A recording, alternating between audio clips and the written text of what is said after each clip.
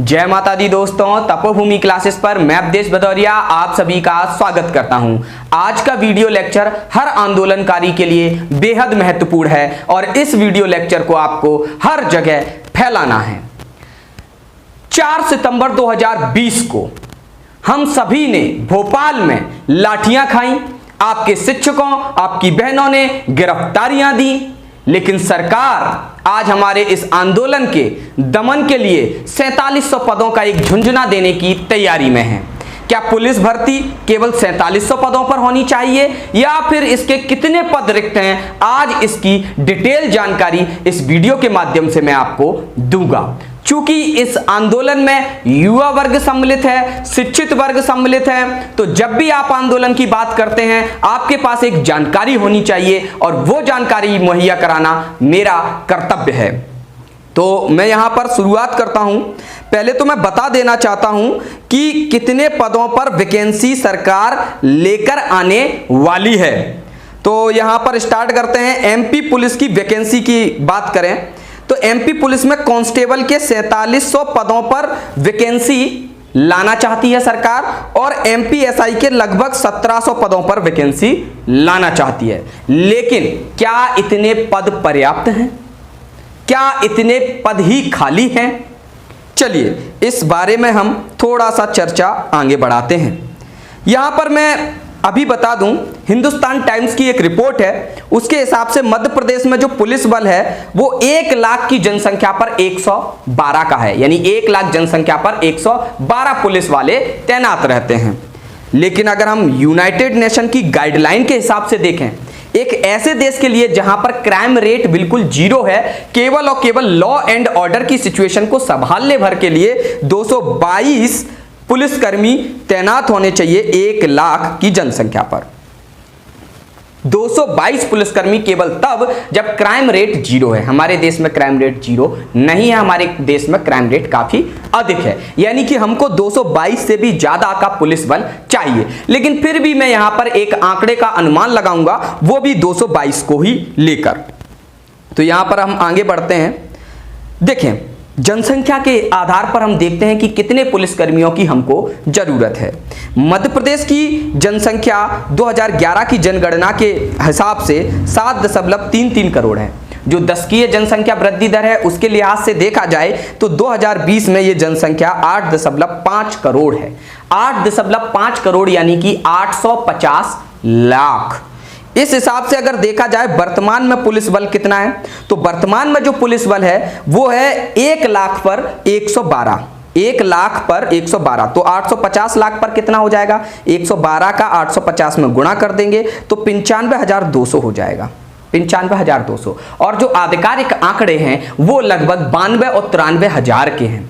उनमें से भी 20 से 25 हजार पुलिसकर्मी केवल और केवल भोपाल में तैनात है, वीआईपी की सुरक्षा में तैनात है। यानी आम जन के लिए पुलिसकर्मियों की कितनी कमी है आप लोग समझ सकते हैं।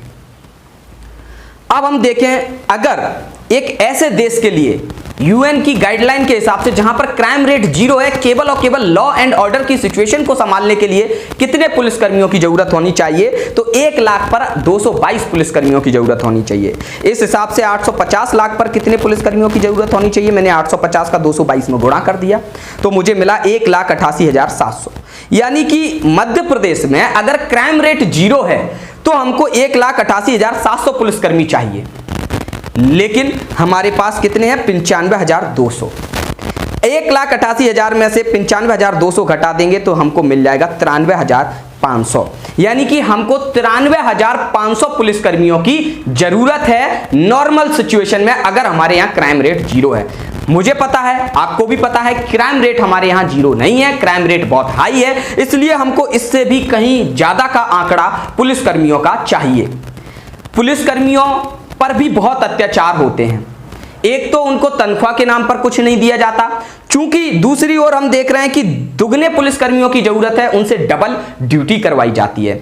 इनमें से भी ये 95,200 जो पुलिसकर्मी है, इनमें से भी 20,000 पुलिसकर्मी तो वीआईपी की सुरक्षा में ही बने रहते हैं।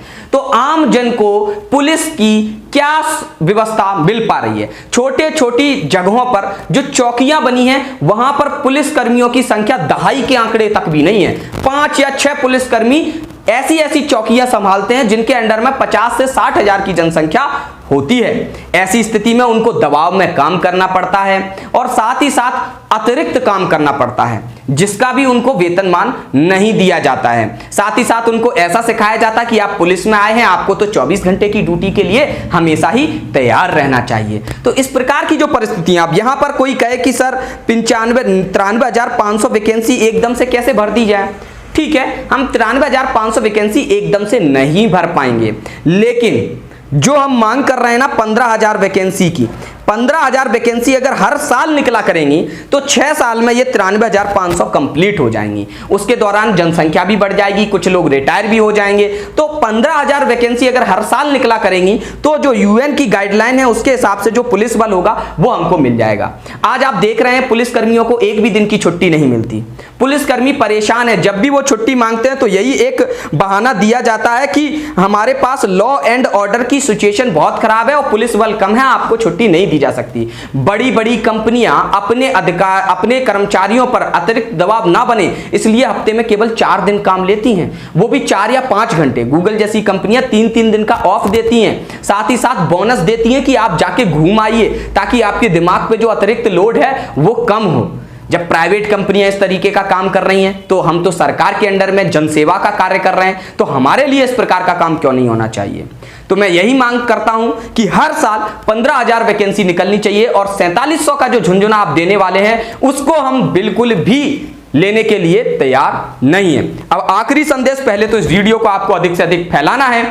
जिस प्रकार से आज मीडिया भी हमको तवज्जो दे रहा है और हम देख पा रहे हैं कि आपके दिनेश चौहान सर इतने बढ़िया तरीके से मीडिया से रूबरू होकर हमारी बात कह रहे हैं, इसी प्रकार से मेरे अंदर भी एक आग है कि मुझे भी इस मीडिया के माध्यम से शिवराज सिंह चौहान से सीधे ये सवाल पूछना है कि आप भर्ती के बदले हमसे वोट क्यों मांग रहे हैं। मुझे भी गृह मंत्री से सीधे ये प्रश्न पूछने हैं कि आप 4-4 बार बच्चों को क्यों घुमा रहे हो, आत्महत्याओं के नाम पर इस तरीके के असंवेदनशील बयान क्यों दे रहे हैं। जब हम भर्ती मांगते हैं तो हमसे मुंगेरी लाल के सपने क्यों कहे जाते हैं। साथ ही साथ इस प्रकार का डाटा, ये डाटा तो अभी एक शुरुआत भर है, हर विभाग के लिए इस प्रकार का डाटा दिखाया जाएगा और यह भी दिखाया जाएगा कि राजस्व की कोई कमी नहीं है हमारे पास। बस नेता लोग ऐसे विभागों में राजस्व को ले जाकर पटक देते हैं जहां से वो उसको अपनी जेबों में भर सकें। इन सभी चीजों पर क्रांति होगी और अब यह क्रांति संपूर्ण क्रांति होगी। इसलिए आप भी उन मीडिया चैनलों पे जाके बोलें कि आप हमारी डिबेट कराओ, आप देश भदौरिया सर की भी डिबेट कराओ। जैसे दिनेश चौहान सर दहाड़ रहे हैं वैसे ये आग है जो इस क्रांति की, उस आग को मुझे भी आगे बढ़ाना है। धन्यवाद। जय माता दी।